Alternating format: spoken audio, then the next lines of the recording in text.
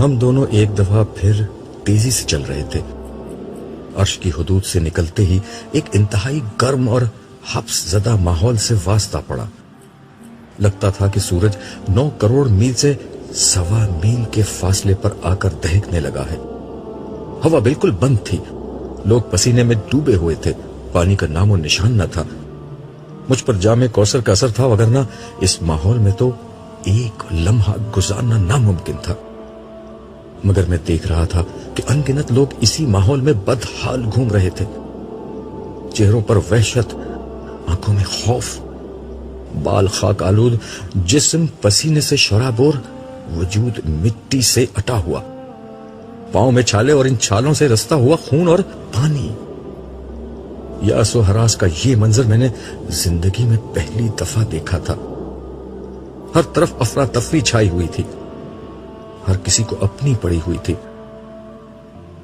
میری نظریں کسی ایسے شخص کو تلاش کر رہی تھیں جسے میں جانتا ہوں. پہلی شخصیت جو مجھے نظر آئی وہ میرے اپنے استاد فرحان احمد کی تھی.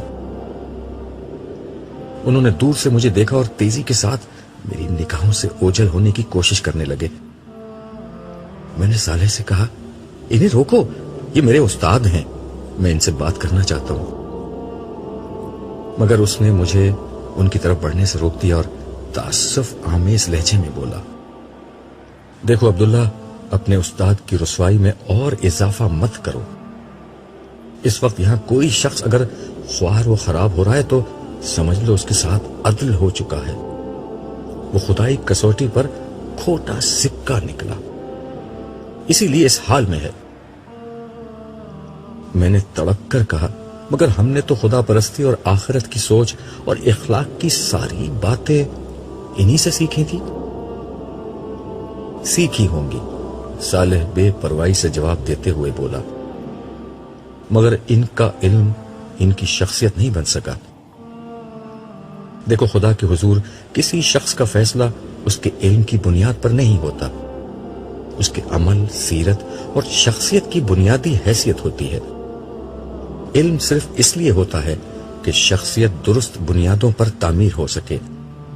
جب تعمیر ہی غلط ہو تو یہ علم نہیں، سانپ ہے. علم ظاہر تک رہے تو سانپ ہے، اور دل میں اتر جائے تو دوست بن جاتا ہے. یہی تمہارے استاد کے ساتھ ہوا ہے. وہ ایک اچھے مصنف تھے، باتیں بھی اچھی کرتے تھے، مگر ان کی سیرت و کردار ان کی باتوں کے مطابق نہ تھی. در حقیقت تمہارے استاد سانپ پال رہے تھے. آج علم کے ان سانپوں نے انہیں ڈس لیا ہے. آج یہاں جب تم لوگوں کو دیکھو گے تو ان کے ظاہر اور ان کی باتوں کے مطابق نہیں پاؤ گے، بلکہ ان کی شخصیت ٹھیک ویسے ہی نظر آئے گی جیسے وہ اندر سے تھے. یاد رکھو، خدا لوگوں کو ان کے ظاہر اور ان کی باتوں پر نہیں پرکھتا، وہ عمل اور شخصیت کو دیکھتا ہے. خاص کر اہل علم کا احتساب آج کے دن بہت سخت ہوگا. جو باتیں دوسروں کے لیے عذر بن جائیں گی، عالم کے لیے نہیں بن سکیں گی. مگر انہوں نے بڑی قربانیاں دی تھیں. میں نے ہار نہ مانتے ہوئے کہا، ہاں، مگر ان کا بدلہ انہیں دنیا ہی میں مل گیا. صالح نے جواب دیتے ہوئے کہا، علم کی غلطیاں معاف ہو سکتی ہیں، مگر شخصیت اور عمل کی کمزوری آج کے دن اسی حال میں پہنچائے گی جس میں تمہارے استاد مبتلا ہوئے ہیں. خیر، ابھی تو یہ دن شروع ہوا ہے، دیکھو آخر تک کیا ہوتا ہے. میں صدمے کی حالت میں دیر تک گمسم کھڑا رہا. میں ایک یتیم شخص تھا جس کا کوئی رشتہ ناتا نہ تھا. میرے لیے جو کچھ تھے وہ میرے استاد تھے. انہوں نے میری سرپرستی کی، مجھے علم سکھایا، میری شادی کروائی اور زندگی میں ایک مقصد دیا. جو شخص میرے لیے باپ سے زیادہ مقدم تھا، اسے اس حال میں دیکھ کر مجھے ایک شوق لگا تھا. میں اس کیفیت میں اپنے ماحول سے قطعاً لا تعلق ہو گیا. میرے سامنے ان گنت لوگ بھاگتے دوڑتے، گرتے پڑتے چلے جا رہے تھے. فضا میں شعلوں کے دہکنے کی آواز کے ساتھ لوگوں کے چیخنے چلانے، رونے پیٹنے اور آہوزاری کرنے کی آوازیں گونج رہی تھیں۔ میں نے گردن گھما کر صالح کی طرف دیکھا۔ اس کا چہرہ ہر قسم کے تاثر سے عاری تھا اور وہ مستقل مجھے دیکھے جا رہا تھا۔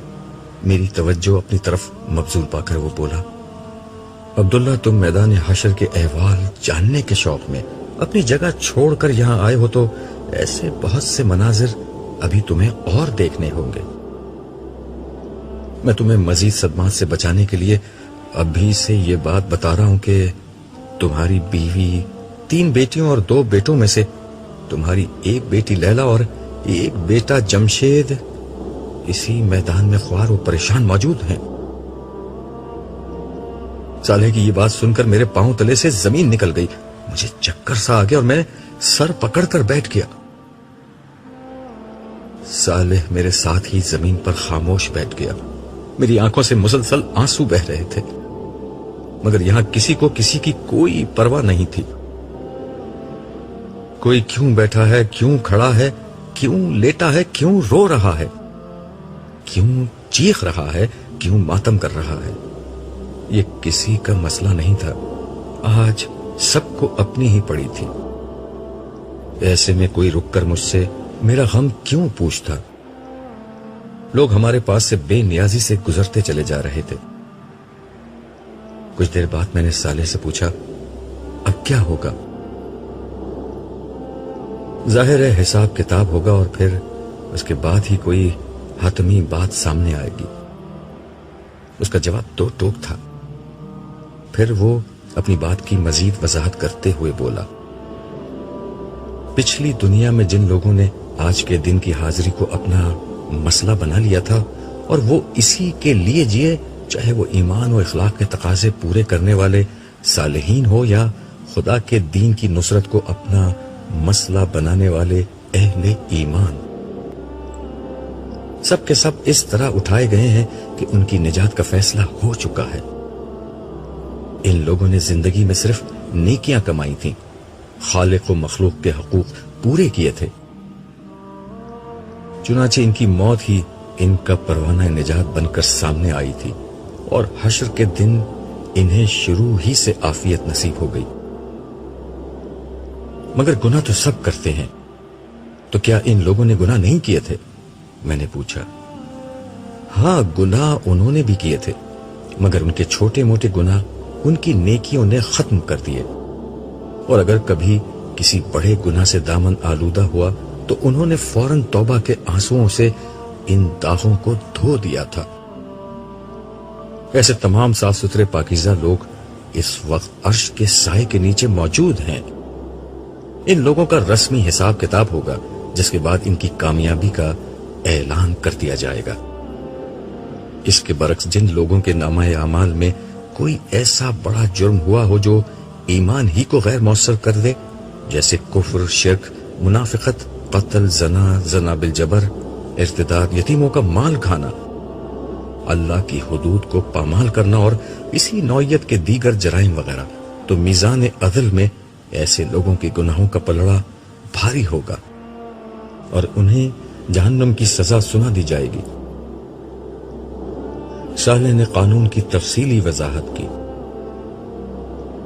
لیکن انسان تو ان 2 انتہاؤں کے درمیان بھی ہوتے ہیں، ان کا کیا ہوگا؟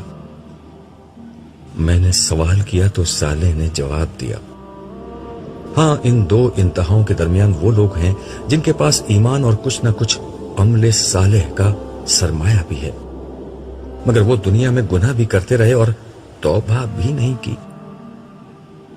ایسے لوگوں کو اپنے گناہوں کی پاداش میں حشر کے دن کی سختی جھیلنی ہوگی، اس کے بعد نجات کا کوئی امکان پیدا ہوگا۔ آج جو لوگ میدان حشر میں پھنسے ہوئے ہیں وہ یا تو مجرمین ہیں جنہیں آخر کار جہنم میں پھینکا جائے گا، یا پھر وہ اہل ایمان ہیں جن کا دامن گناہوں سے داغدار ہے۔ سو جس کے گناہ جتنے زیادہ اور جتنے بڑے ہوں گے، آج کے دن اسے اتنا ہی خوار و خراب ہونا ہوگا۔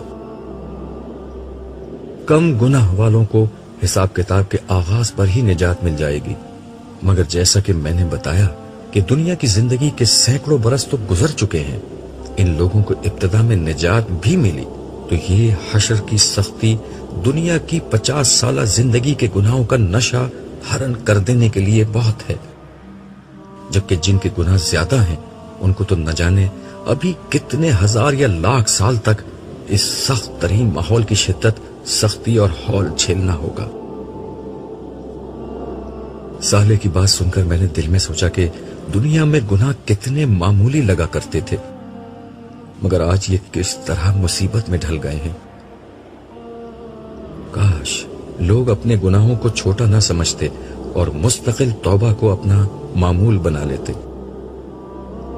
وہ غیبت، چغلخوری، اسراف، نمود و نمائش، الزام و بہتان وغیرہ کو معمولی چیز نہ سمجھتے، اللہ اور بندوں کے حقوق کی پامالی کو چھوٹا نہ خیال کرتے، اللہ کی نافرمانی سے بچتے اور رسول کریم کی پیروی کرتے، تو آج یہ دن نہ دیکھنا پڑتا جہاں ایک گناہ کی تھوڑی سی لذت سینکڑوں برس کی خواری میں بدل چکی ہے۔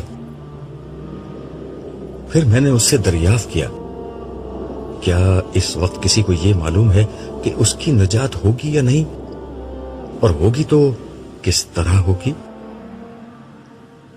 صالح نے جواب دیا، یہی اصل مصیبت ہے، یہاں کسی کو یہ نہیں معلوم کہ اس کا مستقبل کیا ہے، نجات کی کوئی امید ہے یا نہیں، یہ کوئی نہیں جانتا سوائے اللہ تعالیٰ کے۔ اسی لیے رسول اللہ اور دیگر انبیاء مسلسل یہ دعا کر رہے تھے کہ حساب کتاب شروع ہو جائے۔ اس کے نتیجے میں اہل ایمان کو یہ فائدہ ہوگا کہ وہ مجرمین سے الگ ہو کر حساب کتاب کے بعد نجات پا جائیں گے۔ تم جانتے ہو آج کے دن انفرادی طور پر نہ کسی کے لیے زبان سے کوئی حرف نکالا جا سکتا ہے اور نہ اس کی کوئی گنجائش ہے، اور خوشی کی بات یہ ہے کہ رسول اللہ صلی اللہ علیہ وسلم کی یہ دعا قبول ہو چکی ہے۔ یہ بات خلیفہ رسول ابو بکر صدیق نے تمہیں خود بتائی تھی، مگر ابھی تک حساب کتاب تو شروع ہوتا نظر نہیں آتا، میں نے حیرت سے پوچھا۔ تو صالح بولا، دعا قبول ہوئی ہے مگر اس پر عمل درآمد اللہ تعالیٰ اپنی حکمت اور مصلحت کے تحت ہی کریں گے۔ ہو سکتا ہے ابھی تک پوری دنیا سے لوگ قبروں سے نکلنے کے بعد یہاں پہنچے ہی نہ ہوں۔ کیا مطلب؟ لوگ اتنے برسوں میں بھی یہاں تک نہیں آئے؟ تمہارا کیا خیال ہے آج لوگ ہوائی جہاز، ریلوں، بسوں اور موٹروں میں بیٹھ کر یہاں تک آئیں گے؟ آج سب پیدل دوڑتے آ رہے ہیں۔ اسرافیل کے سور نے لوگوں کو اس سمت آنے کے لیے مجبور کر دیا ہے۔ آج سمندر پاٹ دیے گئے ہیں اور پہاڑ ڈھا دیے گئے ہیں، اسی لیے لوگ سیدھا یہاں آ رہے ہیں، مگر ظاہر ہے پیدل آتے ہوئے وقت تو لگے گا۔ البتہ صالحین کے ساتھ فرشتے تھے جو انہیں فوراً یہاں لے آئے۔ بہرحال جب تک حساب کتاب شروع نہیں ہوتا ہم یہاں موجود لوگوں کے احوال دیکھ لیتے ہیں۔ ویسے شاید تم اسی مقصد کے لیے یہاں آئے تھے؟ صالح نے یہ الفاظ کہے اور میرے جواب کا انتظار کیے بغیر میرا ہاتھ تھامے آگے بڑھنے لگا۔ اس وقت شدید گرمی سے چہرے تپ رہے تھے، ہر طرف گرد و غبار اڑ رہا تھا، لوگ گروہوں کی شکل میں اور تنہا تنہا ادھر سے ادھر پریشان گھوم رہے تھے۔ میری متلاشی نظریں اپنے کسی شناسہ کو ڈھونڈ رہی تھی، مگر کہیں کوئی شناسہ صورت نظر نہیں آ رہی تھی۔ اچانک ایک طرف سے ایک لڑکی نمودار ہوئی اور قبل اس کے کہ میں اس کی شکل دیکھ پاتا وہ میرے قدموں میں گر کر بے بسی سے رونے لگی۔ میں نے قدرے پریشانی سے صالح کی سمت دیکھا۔ اس نے سپاٹ لہجے میں لڑکی سے کہا، کھڑی ہو جاؤ۔ اس کے لہجے میں نہ جانے کیا تھا کہ میری ریڑھ کی ہڈی میں سنسناہٹ ہونے لگی۔ لڑکی بھی سہم کر کھڑی ہو گئی۔ میں نے اس کا چہرہ دیکھا، یہ چہرہ خوف، اندیشے اور غم کے سایوں سے سیاہ پڑ چکا تھا، چہرے اور بالوں پر مٹی پڑی ہوئی تھی، پیاس کے مارے ہونٹوں پر پپڑیاں جمی ہوئی تھیں اور وحشت زدہ آنکھوں میں خوف و دہشت کا رنگ چھایا ہوا تھا۔ کرب کی ایک لہر میرے وجود کے اندر اتر گئی۔ میں نے اس چہرے کو جب پہلی دفعہ دیکھا تھا تو بے ساختہ چشمے بددور کہا تھا. گورا رنگ، کھڑا کھڑا ناک نقشہ، کتابی چہرہ، گلابی ہونٹ، نیلی آنکھیں اور گہرے سیاہ بال. خدا نے اس چہرے کو قدرتی حسن سے اس طرح نوازا تھا کہ زیب و زینت کی اسے حاجت نہ تھی. مگر آج یہ چہرہ بالکل بدل چکا تھا. ماضی کا جمال روز حشر کے حزن و ملال کی تہ میں کہیں دفن ہو چکا تھا. سراپا حسرت، سراپا وحشت، سراپا اذیت اور مجسم ندامت. یہ وجود کسی اور کا نہیں، میرے چہیتے بیٹے جمشید کی بیوی اور اپنی بڑی بہو ہما کا تھا، جو حسرت و یاس کی ایک زندہ تصویر بن کر میرے سامنے کھڑی تھی. ابو جی مجھے بچا لیجئے، میں بہت تکلیف میں ہوں. یہاں کا ماحول مجھے مار ڈالے گا. میں نے ساری زندگی کوئی تکلیف نہیں دیکھی، مگر لگتا ہے کہ اب میری زندگی میں کوئی آسانی نہیں آئے گی. اللہ کے واسطے مجھ پر رحم کیجئے. آپ اللہ کے بہت محبوب بندے ہیں، مجھے بچا لیجئے. یہ کہتے ہوئے ہما ہچکیاں لے کر رونے لگی. جمشید کہاں ہے؟ میں نے ڈوبے ہوئے لہجے میں دریافت کیا. وہ یہیں تھے، وہ بھی آپ کو ڈھونڈ رہے ہیں. مگر یہ اتنی بڑی جگہ ہے اور اتنے سارے لوگ ہیں، کسی کو ڈھونڈنا ناممکن ہے. ان کا حال بھی بہت برا ہے. وہ مجھ سے بہت ناراض تھے. انہوں نے ملتے ہی مجھے تھپڑ مار کر کہا تھا کہ تمہاری وجہ سے میں برباد ہو گیا. ابو میں بہت بری ہوں. میں خود بھی تباہ ہو گئی اور اپنے خاندان کو بھی برباد کر دیا. پلیز مجھے معاف کر دیں اور مجھے بچا لیں. اللہ کا عذاب بہت خوفناک ہے، میں اسے برداشت نہیں کر سکتی. ہما فریاد کر رہی تھی اور اس کی آنکھوں سے آنسوؤں کی لڑیاں بہہ رہی تھی. میرے دل میں پدری محبت کا جذبہ جوش مارنے لگا. وہ بہرحال میری بہو تھی. مگر اس سے پہلے کہ میں کچھ کہتا، سہلے اسی سپاٹ لہجے میں بولا، یہ بات تمہیں دنیا میں سوچنی چاہیے تھی ہما بی بی. آج تمہاری عقل ٹھکانے آ گئی ہے. مگر یاد ہے دنیا میں تم کیا تھیں؟ تمہیں شاید یاد نہ آئے، میں یاد دلاتا ہوں. یہ کہتے ہوئے سالے نے اشارہ کیا اور یک لخت ایک منظر سامنے نظر آنے لگا. یہ جمشید اور ہما کا کمرہ تھا. مجھے لگا میرے ارد گرد کا ماحول غائب ہو چکا ہے اور میں اسی کمرے میں ان دونوں کے ہمراہ موجود ہوں اور براہ راست سب کچھ دیکھ اور سن رہا ہوں. جمشید، اب میں اس ملک میں نہیں رہ سکتی. اب ہمیں کسی ویسٹرن کنٹری میں شفٹ ہو جانا چاہیے. ڈریسنگ ٹیبل کے سامنے بیٹھی ہوئی ہما نے اپنے کٹے ہوئے بالوں کو برش کرتے ہوئے کہا. جمشید بیڈ پر لیٹا ٹی وی دیکھ رہا تھا. اس نے کوئی جواب نہیں دیا. تم نے سنا جمشید میں نے کیا کہا؟ یس، میں نے سن لیا، لیکن میرا پورا خاندان یہاں ہے. میں انہیں چھوڑ کر کیسے جاؤں؟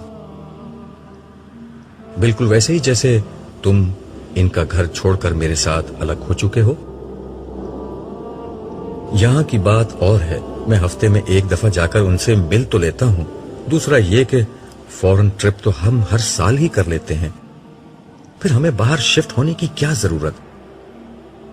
نہیں، اب بچے بڑے ہو رہے ہیں. میں چاہتی ہوں کہ ان کی پرورش باہر ہی ہو. لیکن میں یہ چاہتا ہوں کہ میرے بچے میرے ماں باپ کی صحبت کا فائدہ اٹھائیں. میں تو اپنے ماں باپ کی نیکی کا کوئی حصہ نہیں پا سکا، لیکن کم از کم میری اولاد تو نیک ہو. انہی کی صحبت سے تو میں اپنی اولاد کو بچانا چاہتی ہوں. میرے ایک بچے کو بھی اپنے ددیال کی ہوا لگ گئی تو اس کی زندگی خراب ہو جائے گی. اس کے ساتھ ہی فون کی گھنٹی بجی. جمشید نے فون اٹھایا. جمشید نے اچھا کہہ کر ریسیور نیچے رکھ دیا اور ہما کو مخاطب کر کے کہا، تمہارے پاپا ہمیں نیچے بلا رہے ہیں.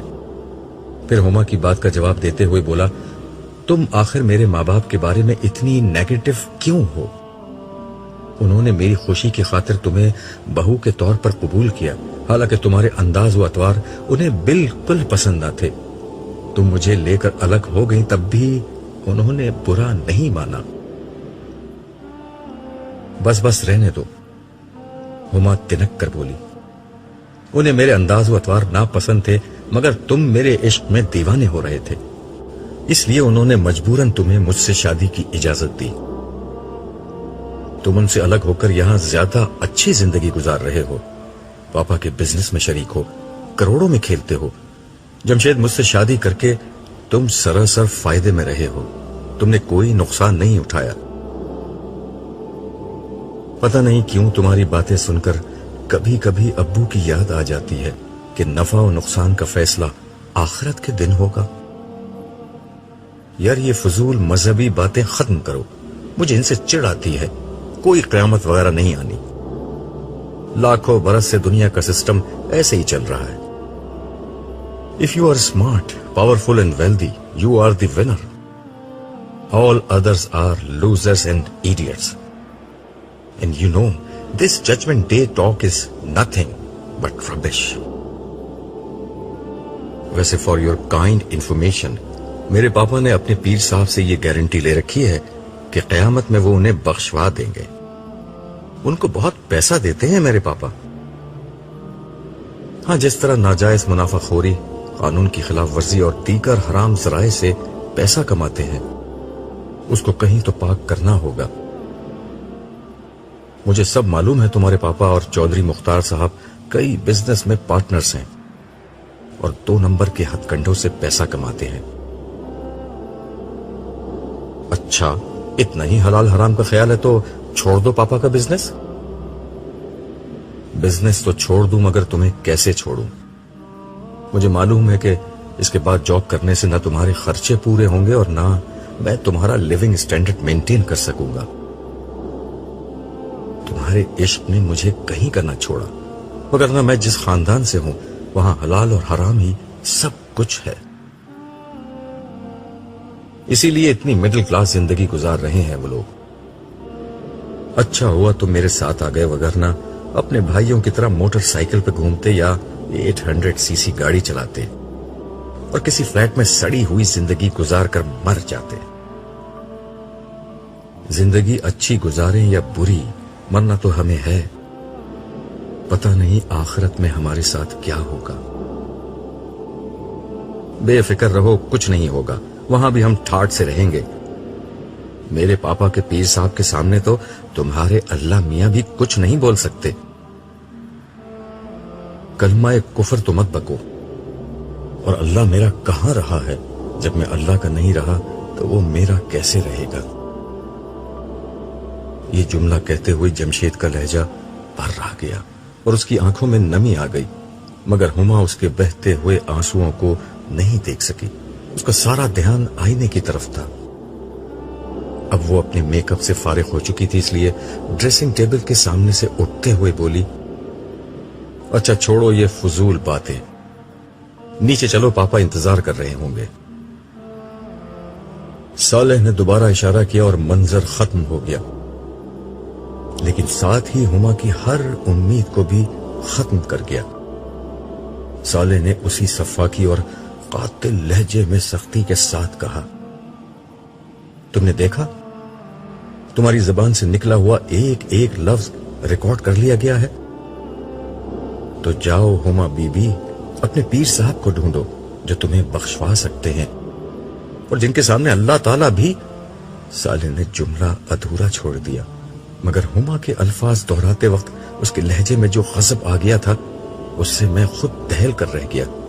हुमा भी बुरी तरह खौफजदा हो गई। इससे पहले कि सालेह कुछ और कहता, वो रोती चीखती हुई वहां से भाग गई। इस मंजर में जमशेद को देखकर मेरी हालत फिर डामाडोल हो चुकी थी।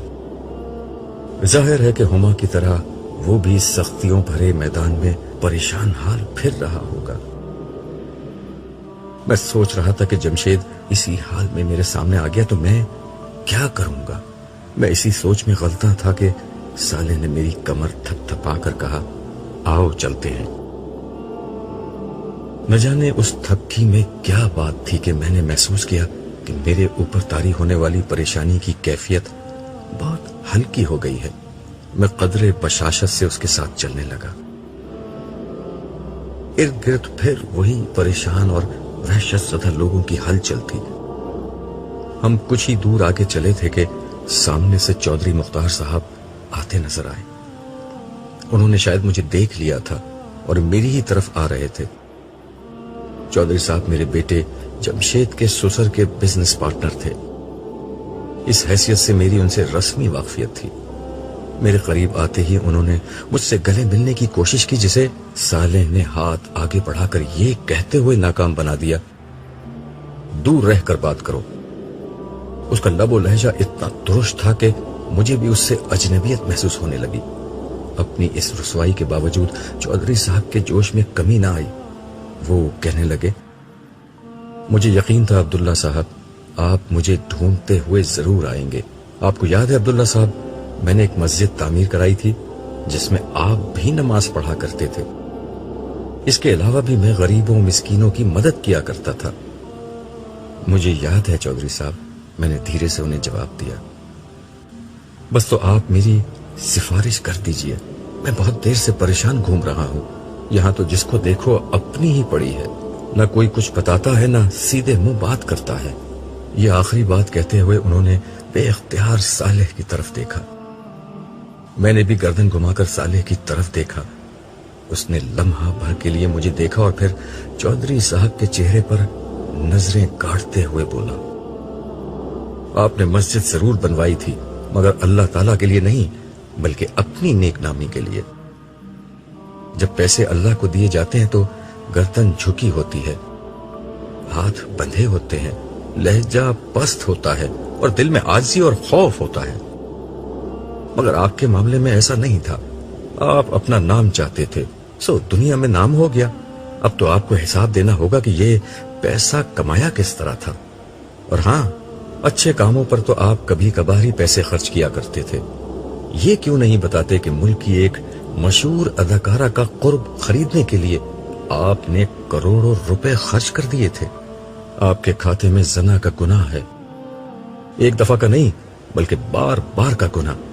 خرچ کو تو چھوڑیے، آپ کی تو آمدنی میں بھی رزق حرام کی وافر ملاوٹ تھی۔ آپ ملاوٹ کرتے تھے، ذخیرہ اندوزی کرتے تھے، لوگوں کو حد سے زیادہ منافع لے کر چیزیں فروخت کرتے تھے، بجلی چوری، دھوکہ دہی، ملازمین کے حقوق میں ڈنڈی مارنا، یہ آپ کے کاروبار کے بنیادی اصول تھے۔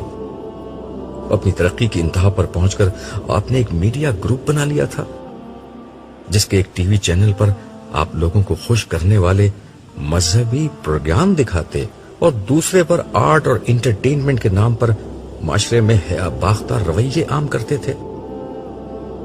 آپ جانتے تھے کہ دنیا میں کامیابی کا راز لوگوں کو خوش کرنا ہے۔ کاش آپ یہ جان لیتے کہ دنیا و آخرت میں کامیابی کا راز لوگوں کو نہیں، خدا کو خوش کرنا ہے۔ صالح بے تکان بول رہا تھا اور الفاظ اس کی زبان سے تیر بن کر نکل رہے تھے۔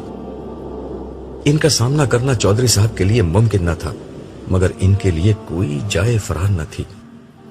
وہ گردن جھکائے سنتے رہے۔ صالح کے لب و لہجے کی سختی نے چودھری صاحب کے چہرے پر تاریکی پھیلا دی تھی، مگر اس نے اس پر بس نہیں کیا اور کہنے لگا، ذرا پیچھے دیکھیے چودھری صاحب، آپ کے پیچھے آپ کی محبوبہ بھی کھڑی ہے۔ چودھری صاحب گھبرا کر پیچھے پلٹے۔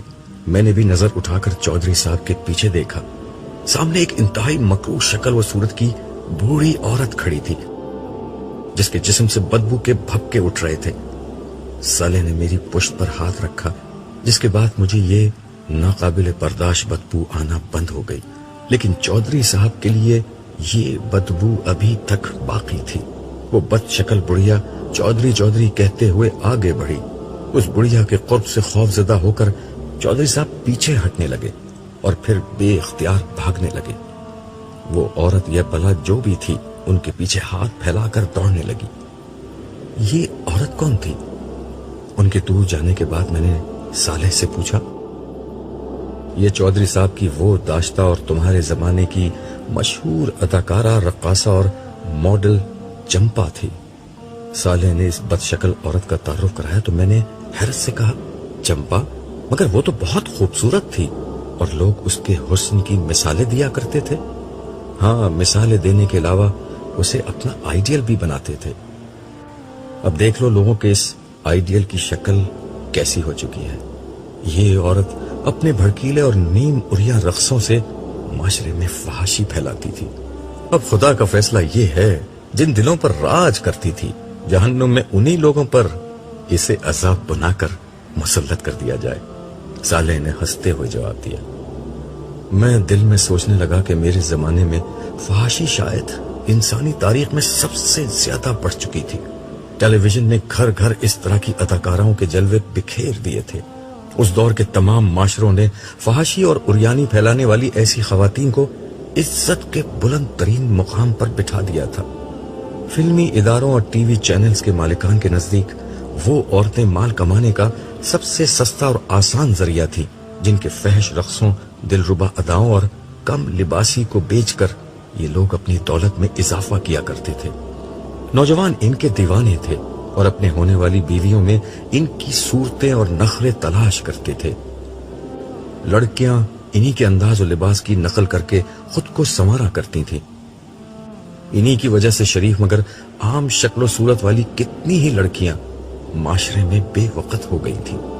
ان میں سے کتنی تھیں جو اپنے آنگن میں بہاروں کی راہ تکتے تکتے سفید بالوں کی خزاں رخ تک جا پہنچی، اور کتنی تھیں جو معاشرے کی ناقدری کے داغ کو اپنی شرافت کی چادر میں چھپائے دنیا سے رخصت ہو جاتی تھی. میرے چہرے پر دکھ کے آثار واضح تھے. یہ آثار صالح نے پڑھ لیے تھے. وہ میرا ہاتھ تھامے خاموشی سے ایک طرف بڑھنے لگا. پھر کچھ دیر بعد ایک جگہ ٹھہر کر بولا، خدا نے تمہارے دکھوں کو دور کرنے کا ایک انتظام کیا ہے، مگر بہتر ہوگا کہ اسے دیکھنے سے قبل گزری ہوئی دنیا کا یہ منظر بھی دیکھ لو. اس کی زبان سے یہ الفاظ نکلے ہی تھے کہ میرے سامنے ایک منظر فلم اسکرین کی طرح چلنے لگا. مجھے لگا کہ میں اس منظر کا ایک حصہ ہوں اور بیان ہوئے بغیر بھی ہر حقیقت سمجھ رہا ہوں. صبح کی روشنی کھڑکی پر پڑے پردوں کو خاطر میں نہ لاتے ہوئے کمرے کے اندر داخل ہونے لگی تھی. کالج جانے کا وقت ہو رہا تھا، مگر شائستہ کی ہمت نہیں ہو رہی تھی کہ اس سردی میں بستر سے نکلے اور کالج جانے کی تیاری کرے. وہ عام طور پر فجر کی نماز پڑھ کر کچھ دیر مطالعہ کرتی اور پھر کالج کی تیاری، مگر آج وہ نماز پڑھ کر دوبارہ بستر میں لیٹ گئی تھی. کل رات ہی سے اس کی طبیعت ناساز تھی. نہیں، مجھے کالج جانا ہوگا ورنہ اسٹوڈنٹس کا بہت نقصان ہوگا، اور پھر امی ابو کے لیے ناشتہ بھی تو بنانا ہے. اس نے دل میں سوچا اور ہمت کر کے بستر سے اٹھ گئی. دھیرے سے چلتے ہوئے وہ برابر والے کمرے کی طرف گئی جو اس کے والدین کا تھا. اس نے آہستہ سے دروازہ کھول کر دیکھا. وہ دونوں گہری نیند سو رہے تھے. اس کے چہرے پر ایک اطمینان بخش مسکراہٹ آ گئی. شائستہ نے اپنی ساری زندگی اپنے گھرانے کے نام کر دی تھی.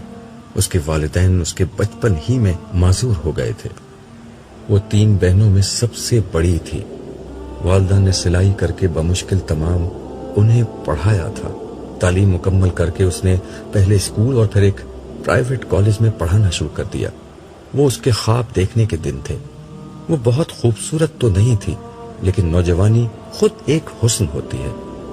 اس کی زندگی میں نوجوانی کا مفہوم بس ایک ذمہ داری تھا جس میں خوابوں اور خواہشوں کی کوئی گنجائش نہ تھی. گھر کا خرچہ، والد کا علاج، مکان کا کرایہ اور چھوٹی بہنوں کی تعلیم. دونوں چھوٹی بہنیں خوش شکل تھیں.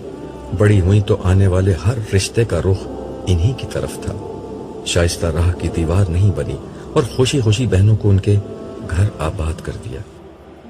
یہ ذمہ داریاں پوری کرتے کرتے اس کی جوانی ڈھلتی چلی گئی اور اب وہ اپنے بوڑھے والدین کا بوجھ اٹھانے کے لیے تنہا رہ گئی تھی. ان حالات میں اس کا سہارا خدا کی ذات تھی. اسے خدا سے بہت شدید محبت تھی. اتنی محبت کہ زندگی کی کسی محرومی نے اس کے اندر تلخی نہیں آنے دی. وہ نماز روزی کی پابند تو بچپن سے تھی، مگر خدا کی محبت کی یہ مٹھاس اسے اس کے روحانی استاد عبداللہ صاحب کی کتابیں پڑھ کر ملی تھی. اور اب یہ اس کی زندگی کا مشن تھا کہ وہ خدا کی بندگی اور محبت کی یہ مٹھاس अपने नौजवान तलबा तक मुंतकिल करे। वो एक बेहतरीन उस्ताद थी और उसके तलबा उसकी बहुत इज्जत करते थे, इसीलिए वो उसकी बातें हमेशा तवज्जो से सुनते और शाइस्ता शौक से उन्हें पढ़ाती थी। मगर आज न जाने क्यों उसका दिल बहुत उदास था।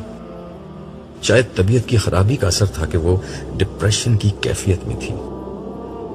नाश्ते से फारिग होकर वो आईने के सामने खड़ी कॉलेज जाने के लिए तैयार हो रही थी। उसने अपने चेहरे को गौर से देखा। ढलती जवानी के सारे असरात अब जाहिर हो रहे थे।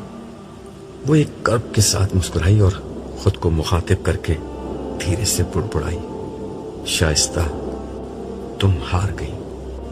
तुम्हारे हिस्से में तन्हाइयों के सिवा कुछ नहीं आया। ये कहते हुए इसने आंखें बंद कर ली। शायद ये उसका एतराफ शिकस्त था। मगर उसी लम्हे उस्ताद अब्दुल्ला की एक बात उसके कानों में गूंजने लगी, जो खुदा से सौदा करता है वो कभी नुकसान नहीं उठाता। एक मुस्कुराहट के साथ उसने आंखें खोली और ठहरे हुए लहजे में बोली, देखते हैं, देख लेंगे, अब वक्त ही कितना बचा है। मंजर खत्म हो गया। मैंने साले की सिमत देखकर कहा, मैं तो इस लड़की को नहीं जानता। अब जान लोगे। वैसे तुम जो कुछ लिखते थे वो बहुत दूर तक जाता था।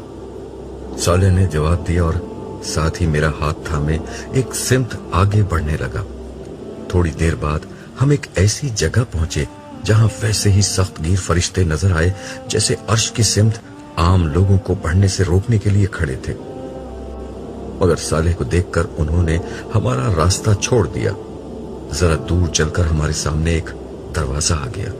साले ने दरवाजा खोला और मेरा हाथ थामे अंदर दाखिल हो गया। ये दरवाजा एक दूसरी दुनिया का दरवाजा था, क्योंकि उसके दूसरी तरफ हशर के परेशान कुन माहौल के बरक्स मंजर फैला हुआ था। मैं बेइख्तियार बोला, साले, हम वापस नबियों के कैंपों की तरफ तो नहीं आ गए? उसने मुस्कुराकर कहा, हाँ, तुम्हारा दुख तो यहीं आकर दूर हो सकता है। हम चलते हुए एक शानदार खेमे के करीब पहुंचे। उसके दरवाजे पर एक इंतहाई बावकार और पुर नूर चेहरे वाले एक साहब खड़े थे। ये मेरे लिए बिल्कुल अजनबी थे। करीब पहुंचकर सालेह ने उनसे मेरा तारुफ कराया। ये अब्दुल्ला है, मोहम्मद रसूलुल्लाह की उम्मत के आखिरी दौर के उम्मती, और आप नहूर हैं, यरमैया नबी के इंतहाई करीबी साथी। नहूर, आप इन्हीं से मिलना चाह रहे थे ना? ये एक अजीम पैगंबर के साहबी का मुझसे तारुफ भी था और ये वजाहत भी कि मैं यहां क्यों मौजूद हूं। मैंने नहूर से मुसाफे के लिए हाथ बढ़ाया, लेकिन उन्होंने पुरजोश अंदाज में मुझे अपने गले से लगा लिया। मैंने इसी हाल में उनसे कहा, यरमैया नबी से मुलाकात का शर्फ तो मुझे अभी तक हासिल नहीं हुआ, लेकिन आपसे मिलना भी किसी एजाज से कम नहीं है। यरमैया नबी के हालात और जिंदगी में मेरे लिए हमेशा बड़ी रहनुमाई रही। मुझे उनसे मिलने का बहुत इश्तियाक है। ये कहते हुए मेरे जहन में बनी इसराइल के उस अजीम पैगंबर की जिंदगी घूम रही थी। 6ठी सदी कब्ल मसीह में बनी इसराइल बदतरीन इखलाकी इन्हिराफ का शिकार थे और इसी बिना पर अपने जमाने की सुपर पावर इराक के हुक्मरान बख्त नसर के हाथों सियासी मखलूबियत के खुदाई अजाब में मुब्तला हो चुके थे। मगर उनके लीडरों ने कौम की इस्लाह करने के बजाय उनके यहाँ सियासी गलबे की सोच आम कर दी। यरमैया नबी ने बनी इसराइल को उनकी इखलाकी और ईमानी गुमराहियों पर मुतनब्बे किया और उन्हें समझाया कि वक्त की सुपर पावर से टकराने के बजाय अपनी इस्लाह करें। मगर उनकी कौम ने अपनी इस्लाह करने के बजाय उन्हें कुएं में उल्टा लटका दिया और फिर बख्त नसर के खिलाफ बगावत कर दी। इसके बाद बख्त नसर अजाब इलाही बनकर नाजिल हुआ और उसने यरूशलेम यानी बैतुल मुकद्दस की ईंट से ईंट बजा दी। 6 लाख यहूदी कत्ल हुए और 6 लाख को वो गुलाम बनाकर अपने साथ ले गया। मैं इसी सोच में था कि नहूर ने मेरी बात का जवाब देते हुए कहा, इंशाअल्लाह उनसे भी जल्द मुलाकात हो जाएगी, मगर सरे दस्त तो मैं आपको किसी और से मिलवाना चाहता हूं। ये कहते हुए वो मुझसे अलग हुए और خیمے کی طرف رخ کر کے کسی کو آواز دی، ذرا باہر آنا، دیکھو تو تم سے کون ملنے آیا ہے۔ نور کی آواز کے ساتھ ہی ایک لڑکی خیمے سے نکل کر ان کے برابر آ کھڑی ہوئی تھی۔ یہ لڑکی اپنے حلیے سے کوئی شہزادی اور شکل و صورت میں پرستان کی کوئی پری لگ رہی تھی۔ اس لڑکی نے گردن جھکا کر مجھے سلام کیا اور مجھے مخاطب کر کے کہا، آپ مجھے نہیں جانتے، مگر میرے لیے آپ میرے استاد ہیں، اور اس رشتے سے میں آپ کی روحانی اولاد ہوں۔ میرا نام شائستہ ہے۔ گمراہی کے اندھیروں میں خدا کے سچے دین کی روشنی میں نے آپ کے ذریعے سے پائی تھی۔ خدا سے میرا تعارف آپ نے کروایا تھا۔ خدا کے ساتھ انسان کا اصل تعلق کیا ہونا چاہیے یہ میں نے آپ ہی سے سیکھا تھا۔ آج دیکھیے خدا نے مجھ پر احسان کیا اور اب میں ایک عظیم نبی کے صحابی کی بیوی بننے جا رہی ہوں۔ تھوڑی دیر قبل صالح نے اسی لڑکی کو مجھے دکھایا تھا، مگر اب اس کی حالت میں جو انقلاب آ چکا تھا اسے دیکھ کر میں دنگ رہ گیا، لیکن اسے اس طرح دیکھ کر مجھے جتنی خوشی ہوئی اس کو میں الفاظ میں بیان نہیں کر سکتا۔ میں نے شائستہ سے کہا، میری طرف سے آپ دونوں دلی مبارکباد قبول کیجیے، امید ہے کہ آپ مجھے اپنی شادی میں بھی یاد رکھیں گی۔ کیوں نہیں، آپ کو تو بلانے کا مقصد ہی نحور کو یہ بتانا تھا کہ میرے میکے والے کوئی معمولی لوگ نہیں ہیں، اس نے ہنستے ہوئے جواب دیا۔ پھر تو آپ نے غلط شخص کا انتخاب کیا ہے، میں نے فوراً جواب دیا، پھر اپنا رخ نحور کی طرف کرتے ہوئے کہا، لیکن شائستہ کی بات بالکل درست ہے، ان کے میکے کے لوگ معمولی نہیں اور ہو بھی کیسے سکتے ہیں۔ شائستہ امت محمدیہ میں سے ہیں، نبی عربی کی نسبت کے بعد ان کا میکہ معمولی نہیں رہا۔ اس موقع پر صالح نے مداخلت کی اور کہا، آپ لوگوں کی مرتبہ و منصب کی اس بحث کا فیصلہ بعد میں ہوتا رہے گا، سر دست مجھے عبداللہ کو واپس لے کر جانا ہے، اس لیے ہمیں اجازت دیجیے۔ نحور اور شائستہ سے اجازت لے کر ہم دونوں وہاں سے رخصت ہو گئے۔ واپسی پر صالح مجھ سے بولا، ہو گیا نا تمہارے دکھ کا مداوع؟ میں نے خدا کی اپنی بندوں پر عنایت کا جو مشاہدہ ابھی کیا تھا اس نے میری قوت گویائی سلب کر لی تھی، اس لیے میں خاموش رہا۔ صالح نے اپنی بات جاری رکھی، یہ لڑکی اپنے صبر کی وجہ سے اس مقام تک پہنچی ہے۔ خدا نے اس لڑکی کو سخت حالات اور معمولی شکل و صورت کے ساتھ آزمایا تھا، مگر اس نے محروم ہونے کے باوجود صبر، شکر اور سچی خدا پرستی کی راہ اختیار کی تھی، اور آج تم نے دیکھ لیا جو پچھلی دنیا میں پانے سے محروم رہ گئے ان کا صبر آج انہیں کس بدلے کا مستحق بنا رہا ہے۔ میں چلتے چلتے رکا، اپنی نظریں اٹھا کر آسمان کو دیکھا، آسمان والے کو دیکھا اور پھر اپنی گردن جھکا لی۔